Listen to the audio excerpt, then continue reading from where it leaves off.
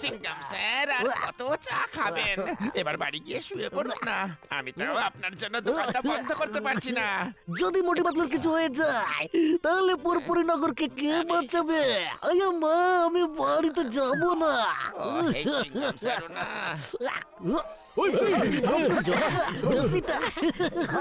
আমার বন্ধুরা তোমরা এসে গেছো। আরে এটা আবার কে? সকাল হওয়ার আগে রিভার্স কন্ট্রোল ম্যাট্রিক্সটা নিয়ে এসো, নয়তো এই ফুরফুরি নগর শেষ।